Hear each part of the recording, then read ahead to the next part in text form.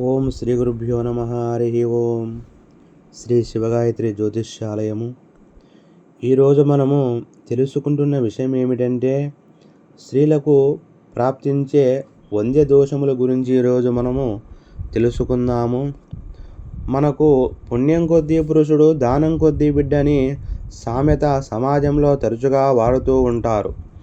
ఎవరైతే గత జన్మలో దాన ధర్మములు చేయకుండా స్వార్థముతో జీవించి ఉంటారో వారికి దాదాపుగా సంతానం ఉండదని చెప్పాలి. ఒకవేళ సంతానం కలిగినా ఆ సంతానం అంగవైకల్యముతో, మానసిక వైకల్యముతో, వికార శరీర నిర్మాణముతో, వింత శరీర నిర్మాణంతో ఇలాగా ఏదో ఒక లోపంతో జన్మిస్తారు. కొంతమంది తెలిసో తెలియకో చేసిన కొన్ని అపచార కార్యక్రమం వలన కర్మలను చేసుకొని ఆ భారాన్ని మరుజన్మ వరకు మోయాల్సి ఉంటుంది. అయితే ఇక్కడ మనం కేవలం వంద్య దోషం గురించి వివరిస్తాను. వంద్య అంటే సంతాన యోగ్యము లేనిదని అర్థము. ఈ దోషము స్త్రీలకు సంభవిస్తుంది. గత జన్మలో వివిధ రకాల అయోగ్య కర్మాచరణము వలన సంభవించే వంద్య దోషము గురించి సర్పశాస్త్రము 10 రకాలుగా చెప్పబడి ఉంది. ఈ వంద్య దోషములకు స్త్రీలకు ఘోర దుఃఖమును కలగజేస్తాయి. ఈ వంద్య దోషమును స్త్రీలకు వర్ధిస్తాయి. మరియు ఈ వంద్య దోషమును ఉన్న స్త్రీని వివాహమాడిన పురుషుని సంగతి ఏమిటి? పురుషులు కూడా ఎందుకు శిక్ష అనుభవించాలి అన్న విషయాన్ని గురించి కూడా అంశాన్ని మీకు చివరిగా వివరిస్తాను. ఫస్ట్ వచ్చేసి 1వది ఆది వంద్య దోషము. అంటే గత జన్మలో కొందరు స్త్రీలు తమ బహిష్ట సమయంలో ఉపయోగించిన మైలగుడ్డలను అజాగ్రత్తగా తులసి చెట్టు దగ్గర కానీ, జిల్లేడు చెట్టు దగ్గర, ఉసిరి చెట్టు దగ్గర, పాములు సంచరించే పొదల్లో వీటిని పడేయటము, విసిరివేయటము జరుగుతుంది. ఫలితంగా మహాపాపమును మూట కట్టుకొని ఈ జన్మలో ఆది వంద్య దోషముగా సంప్రాప్తించి స్త్రీలు లక్షణములో లోపించి స్త్రీలుగా జన్మిస్తారు. స్త్రీలలో కొందరికి అస్పష్టంగా వచ్చిన మీసాలు, మేకగడ్డం లాంటి వెంట్రుకలు కలిగి ఉంటారు. అది ఈ ఆది వంద్య దోషం ఉన్న స్త్రీలకు గర్భం సంచిలో అనేక రకాల దోషాలు ఉంటూ సంతానహీనురాలు అవుతారు. 2వది గర్భవంద్య దోషము. గత జన్మలో స్త్రీలు వంట చేస్తున్న సమయములో పొయ్యిలో కట్టెలు వేసేటప్పుడు ఆ సందర్భంలో అయినా బల్లులు, పురుగులు ఆ అగ్నిలో వేసి కాల్చి చంపడము జరుగుతుంది.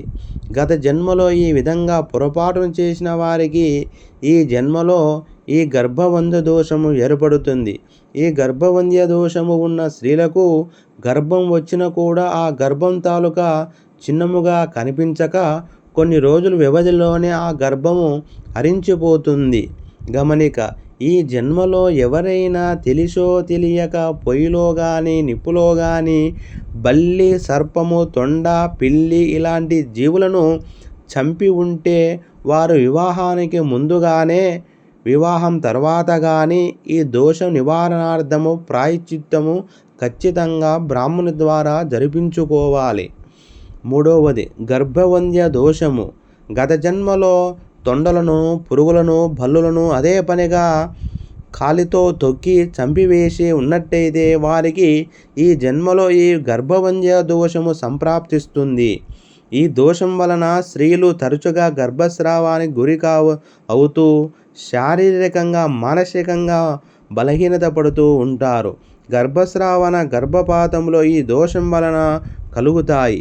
ఈ దోషము బాధపడే స్త్రీలు తగిన ప్రాయశ్చిత్త పరిహారము చేసుకున్నట్టయితే భగవంతుని అనుగ్రహం లభించి సంతాన భాగ్యాన్ని పొందుతారు. అలాగే 4వది పృతవచ్చ దోషము. గత జన్మలో సరదా కోసము, వినోద కోసము చిలుకలను, పావురములను, గోరింకలను, స్వేచ్ఛగా తిరగాల్సిన రకరకాల పక్షులను బోనులో పెట్టి వాటి ఆనందాన్ని, అవి చేసే శబ్దాన్ని ఆనందంగా అనుభవిస్తుంటారు. అయితే ఆ పక్షులు సరైన పోషణ లేక మరణించినచో ఈ జన్మలో ఈ మృతవచ్చ దోషము ఏర్పడి తన సంతానం 5 సంవత్సరాల వరకు పెరిగి ఆ తర్వాత ఆ సంతానం మరణించడము జరుగుతుంది. 5 సంవత్సరాలు ఎంతగానో అల్లారుముద్దుగా పెంచుకొని తదుపరి సంతానం తిరిగి రాని లోకానికి వెళ్ళేటప్పుడు ఆ తల్లిదండ్రులు అనుభవించే బాధ వర్ణాతీతముగా ఉంటుంది. 5వది కదలి వంద్య దోషము. గత జన్మలో పక్షులను అదే పనిగా చంపి వాటి మాంసాన్ని భక్షించి రాక్షసానందము పొందిన వారికి ఈ కదిలి వంద్య దోషం ఏర్పడుతుంది. ఈ దోషం వలన ఫలితం వీరికి ఒక సంతానం కలిగే కొద్దీ పూర్వము జన్మించిన సంతానం నశిస్తూ ఉంటారు. ఈ దోషానికి సరైన ప్రాయశ్చిత్తం జరిపించుకుంటే పూర్ణాయువు కలిగి శిశువులు జన్మిస్తారు. 6వది కాకవంద్య దోషము. గత జన్మలో కూరలు తరుగుతున్నప్పుడు ఆ కూరల్లో పురుగులు వచ్చి నశించి కూడా వాటిని వడ్డించిన వారికి ఈ కాకవంద్య దోషం ఏర్పడుతుంది.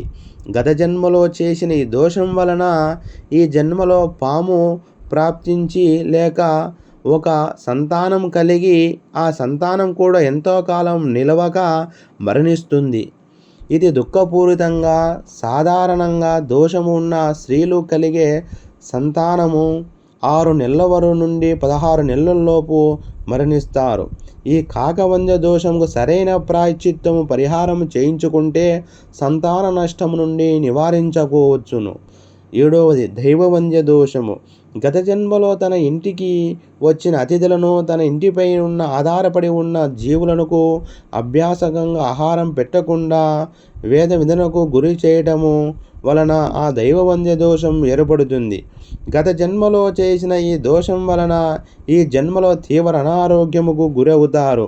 అంతేకాకుండా గ్రహస్థి వలన పైచాచిక గ్రహముల పీడలు అనేక వీరిపైన ప్రభావము చూపుతాయి.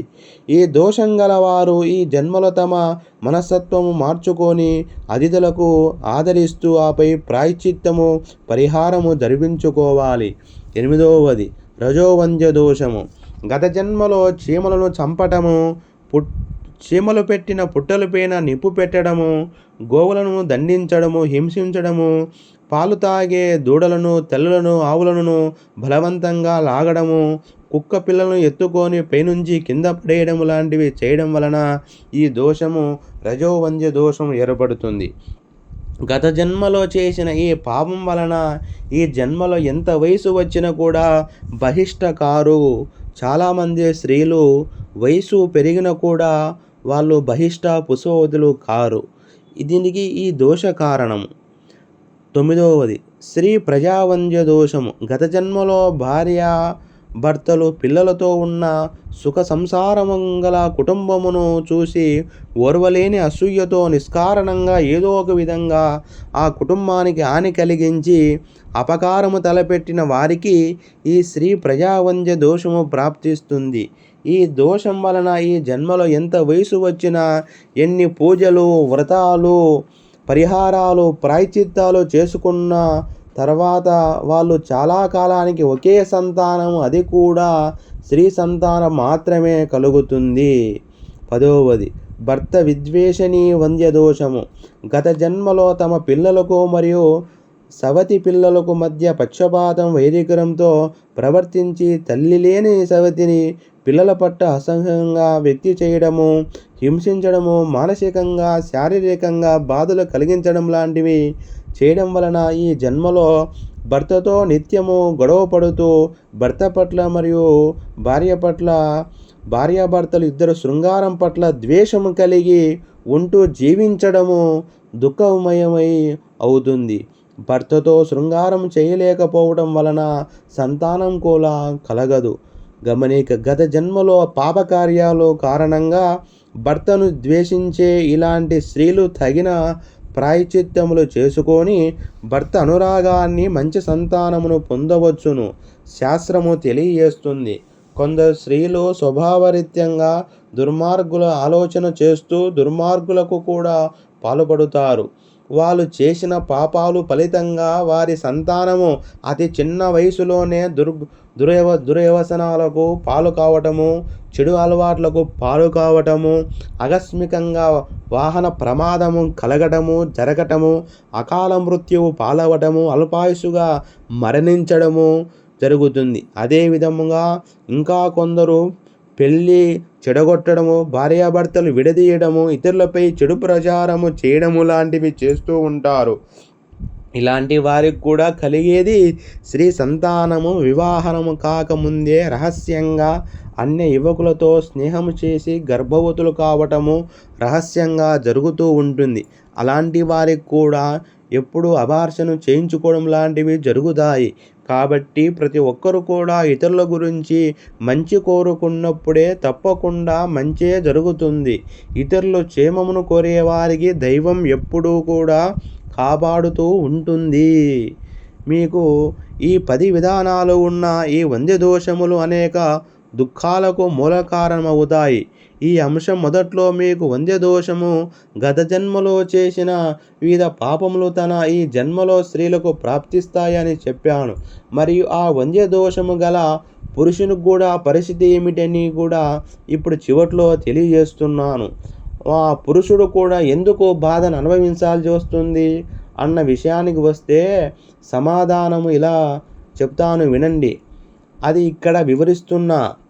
గత జన్మలో వివాహమునకు చెడగొట్టినవాడు, అన్యోన్యంగా ఉన్న దంపతులను విడదీసినవాడు, స్త్రీలను అగౌరవంగా పరిచినవాడు, వేద విందులైన గురువులను బ్రాహ్మణులను దూషించినవాడు, హింసించినవాడు, గోవులను కూడా హింసించినవాడు, వారు ఇలాంటి వారికి పాపము సంప్రాప్తించి ఈ జన్మలో ఈ వంద్య దోషము గల స్త్రీని వివాహమాడి ఆమెతో పాటు పురుషుడు కూడా ఈ దుఃఖమును అనుభవించాల్సి ఉంటుంది. దీనికి ఒకటే మీరు సద్బ్రాహ్మణ్ణి కలిసి జ్యోతిష్కులను కలిసి మీరు ఈ యొక్క పరిహారాన్ని చేయించుకుంటే ఖచ్చితంగా ఫలితం మీకు కలుగుతుంది. ఇందులో ఎటువంటి సందేహము కానీ అనుమానము కానీ లేదు. అందుకు తతో నాగపూజ శాంతిరేవే పాప నివృత్త్యర్థం. అంటే ఈ వంద్య దోషములు కలిగిన వారు నాగదేవతకు జపము, హోమము, ప్రతిష్ఠ, దానము, నాగదేవత ఆరాధన, సర్పశాంతి, సర్పబలి లాంటివి ప్రాయశ్చిత్తములు, శాంతి కర్మలు చేయడం వలన పాప నివృత్తి కలిగి అభీష్టము కలుగుతుంది. ఆశ్లేష బలి, నారాయణ బలి, నవనాగుల మండపము ఇవన్నీ కూడా గురువు యొక్క అనుమతి ద్వారా గురువు దగ్గరికి వెళ్ళి మీ యొక్క సమస్యను చెప్పి గురువు యొక్క అనుమతి ద్వారా ఇవి చేయించుకున్నారంటే మీరు సత్సంతాన యోగ్యాన్ని సుఖ సంతోషములుగా ఆయు ఆరోగ్యములుగా ఉంటారని కోరుచున్నాను. మీకు వ్యక్తిగతమైన ఏమైనా సమస్యలు ఉంటే శ్రీ శ్రీ శ్రీ శివగాయత్రి స్వామి గురువు గారిని సంప్రదించండి. సర్వే జనా సుఖినో భవంతు.